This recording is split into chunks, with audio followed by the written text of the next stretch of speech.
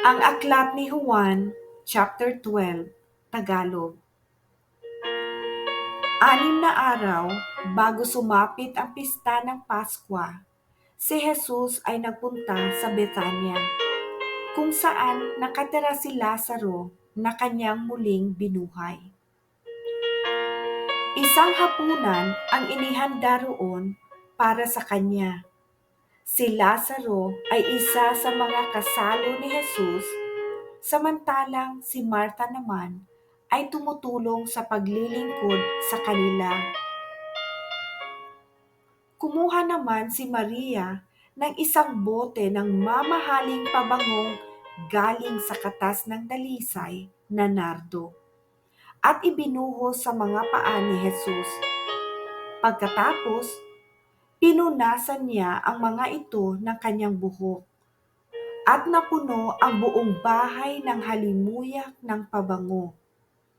Ito'y pinuna ni Judas Iscariote, ang alagad na magkakanulo sa kanya. Sinabi niya, "Bakit hindi na lamang ipinagbili ang pabango at ibinigay sa mga dukha ang pinagbilhan?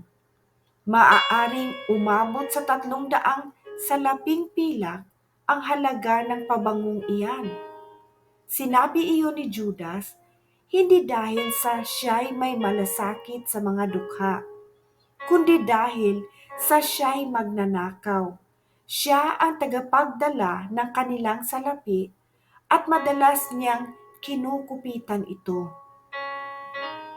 Ngunit sinabi ni Jesus, "Pabayaan ninyo siya.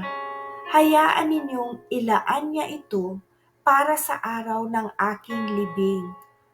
Habang panahoy kasama ninyo ang mga dukha, ngunit ako'y hindi ninyo kasama habang panahon." Nabalitaan ng maraming Hudyo na si Jesus ay nasa Betania, kaya't nagpunta sila roon upang makita siya at si Lazaro na kanyang muling binuhay. Kaya't binabalak ng mga punong pari na ipapatay din si Lazaro, sapagkat dahil sa kanya'y maraming Hudyo ang humihiwalay na sa kanila at sumasampalataya kay Jesus. Kinabukasan, nabalitaan ng maraming taong dumalo sa pista na si Jesus ay pupunta sa Jerusalem. Kumuha sila ng mga palapa ng palmera at lumabas sila sa lungsod upang siya'y salubungin. Sila'y sumisigaw, "Purihin ang Diyos! Pinagpala ang dumarating sa pangalan ng Panginoon! Purihin ang Hari ng Israel!" Nakakita si Jesus ng isang batang asno at sinakyan niya ito. Gaya ng nasusulat, "Huwag kang matakot, lungsod ng Zion. Masdan mo, dumarating ang iyong hari, nakasakay sa isang batang asno." Hindi ito naunawaan noon ng kanyang mga alagad. Ngunit matapos na si Jesus ay maluwalhating nabuhay muli, naalala nilang ganoon nga ang sinasabi sa kasulatan tungkol sa kanya. Kaya't gayon nga ang nangyari. Ang mga taong kasama ni Jesus noong tawagin niya si Lazaro mula sa libingan at muli niya itong binuhay ay nagpatotoo tungkol sa nangyari. At ito ang dahilan kaya siya sinalubong ng napakaraming tao. Nabalitaan nila ang himalang ginawa niya. Kaya't nasabi ng mga Parisiyo, "Nakikita ninyong walang nangyayari sa mga ginagawa natin. Tignan ninyo, sumusunod sa kanya ang buong mundo." May ilang Gregong dumalo sa pista upang sumamba. Lumapit sila kay Felipe na taga Betsaida sa Galilea at nakiusap, "Ginoo, nais po naming makita si Jesus." Ito'y sinabi ni Felipe kay Andres at magkasama silang nagsabi nito kay Jesus. Sumagot si Jesus, "Dumating na ang oras upang luwalhatiin ang anak ng tao. Pakatandaan ninyo, hanggat hindi nahuhulog sa lupa ang butil ng trigo at mamatay, mananatili itong nag-iisa. Ngunit kung ito'y mamatay, mamumunga ito ng sagana. Ang taong nagpapahalaga sa kanyang buhay ay siyang mawawalan nito.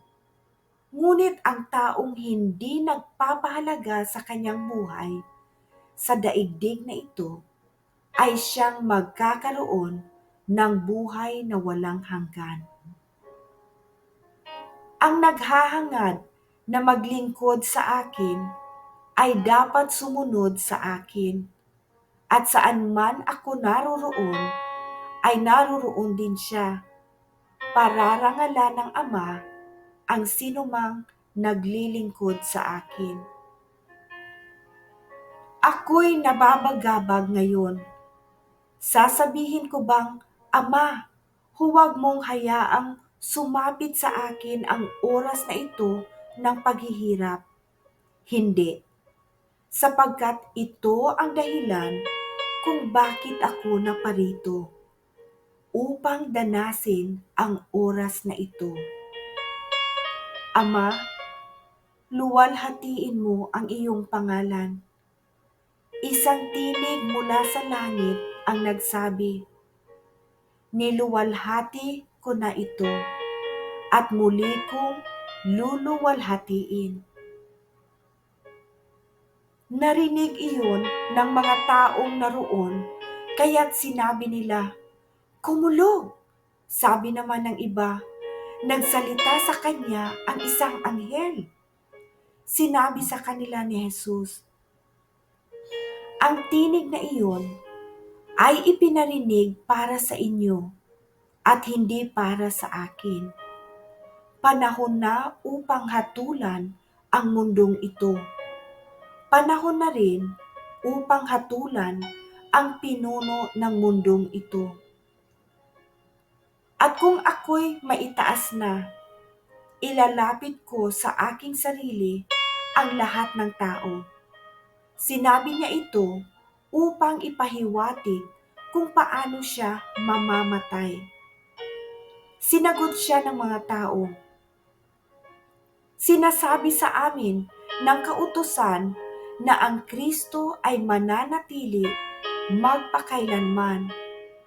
Bakit mo sinasabing dapat maitaas ang anak ng tao? Sino ba ang anak ng taong ito?" Sinabi ni Jesus sa kanila, "Kaunting panahon na lamang ninyong makakasama ang ilaw. Lumakad kayo habang kasama pa ninyo ang ilaw, upang hindi kayo abutan ng dilim. Hindi alam ng lumalakad sa dilim kung saan siya pupunta. Sumampalataya kayo sa ilaw habang kasama pa ninyo ang ilaw, upang kayo'y maging mga anak ng liwanag." Pagkasabi nito, si Jesus ay umalis doon at hindi na muling nagpakita sa kanila. Kahit na nasaksihan nila ang maraming himalang ginawa niya, hindi pa rin sila naniwala sa kanya. Nangyari ito upang matupad ang sinabi ni Propeta Isaias, "Panginoon, sino ang naniwala sa aming ibinalita? Kanino ipinakita ng Panginoon ang kanyang kapangyarihan?" Hindi nga sila makapaniwala sapagkat tulad ng sinabi ni Isaias, binulag ng Diyos ang kanilang mga mata at pinatigas ang kanilang mga puso. upang sila'y hindi makakita ni makaunawa ang kanilang mga isip, baka pa sila'y manumbalik sa akin at sila'y pagalingin ko. Sinabi ito ni Isaias sapagkat nakita niya ang kaluwalhatian ni Jesus at nagpahayag siya tungkol kay Jesus. Gayunman, marami ring pinuno ng mga Hudyo ang naniwala sa kanya.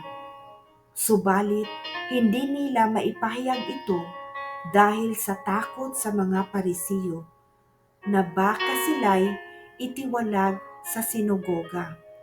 Mas ginusto nilang parangalan sila ng tao kaysa parangalan ng Diyos. Malakas na sinabi ni Jesus, "Ang nananalig sa akin ay hindi lamang sa akin nananalig, kundi pati sa nagsugo sa akin. At ang nakakita sa akin ay nakakita na rin sa nagsugo sa akin. Ako'y naparito bilang ilaw ng sanlibutan, upang ang mga manalig sa akin ay huwag manatili sa kadiliman. Hindi ako ang humahatol sa taong dumirinig ng aking salita, ngunit ayaw namang sumunod dito, sapagkat hindi ako naparito upang hatulan ang sanlibutan, kundi upang iligtas ito. May ibang hahatol sa mga ayaw tumanggap sa akin at sa aking mga salita. Ang salitang ipinahayag ko ang hahatol sa kanila sa huling araw. Sapagkat hindi ako nagsalita nang mula sa sarili ko lamang. Ang Ama na nagsugo sa akin ang siyang nag-utos kung ano ang aking sasabihin at ipahahayag. At alam kong ang kanyang utos ay nagbibigay ng buhay na walang hanggan. Kaya't ang ipinapasabi ng Ama ang siya kong ipinapahayag. Ibinibigay ko ang papuri at pagpapasalamat sa Panginoon, gayon din sa kanyang anak na si Hesukristo. God bless you po sa lahat ng nakinig. Nais ko pong ipasalamatan ang Panginoon na naway isa puso po natin at isa isip at isagawa ang bawat salita ng Panginoon. Amen.